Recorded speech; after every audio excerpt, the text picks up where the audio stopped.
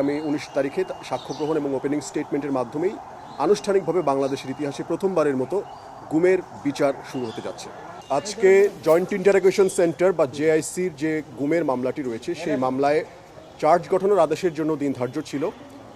মামলা tribunal charge গঠনের আদেশ দিয়েছেন। 5টি চার্জ গঠন করা হয়েছে আসামিদের বিরুদ্ধে এবং চার্জ গঠনের আদেশের প্রেক্ষিতে এই মামলার আনুষ্ঠানিক বিচার প্রক্রিয়া শুরু হয়ে গেল। আগামী 19 জানুয়ারি প্রথম সাক্ষ্য গ্রহণের মাধ্যমে এই মামলার বিচার প্রক্রিয়া শুরু হতে যাচ্ছে। এটি ছিল আমাদের আজকের চার্জ গঠনের মূল বিষয়। আচ্ছা, 19 জানুয়ারি সূচনা বক্তব্য হবে, কিন্তু সাক্ষ্য গ্রহণের মাধ্যমে তখন একই সাথে মামলা শুরু হবে।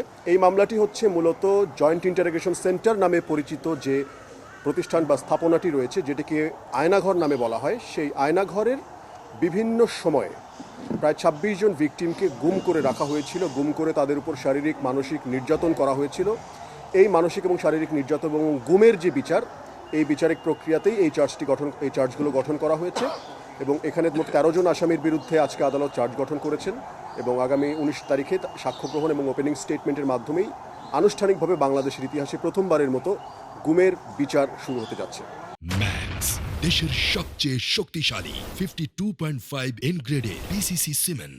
আসামি পক্ষ আবেদন করেছিলেন মূলত 2 মাস সময়ের জন্য এবং সার্বিক বিবেচনায় তারা যেহেতু বলেছেন যে এটি কমপ্লেক্স একটি মামলা এবং এই মামলার সাথে আসলে অনেক ধরনের বিষয় জড়িত আছে, তো সার্বিক বিবেচনায় ট্রাইব্যুনাল তাদেরকে 4 সপ্তাহের সময় দিয়েছেন এবং এর ভিত্তিতেই ডেটটা গঠিত হয়েছে।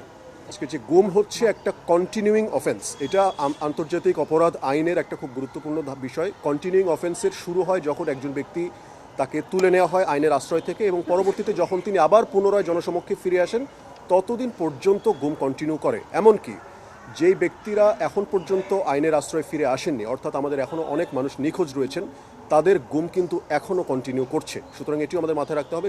এই বিষয়টা কন্টিনিউইং অফেন্স হিসেবে অপহরণকালীন সময় আমি ছিলাম কি ছিলাম সেটি বিবেচ্য নয়, বরং এই যে টোটাল প্রক্রিয়া এর মধ্যে কোনো একটি সময় যদি আসামির কোনো ধরনের কন্ট্রিবিউশন থেকে থাকে তাহলে তিনি এর জন্য লায়াবল হবেন এবং সেই ভিত্তিতেই আমাদের চার্জগুলো এবং অভিযোগগুলো আনা হয়েছে এবং আদালতও সেই ভিত্তিতেই অভিযোগ গঠন করেছে।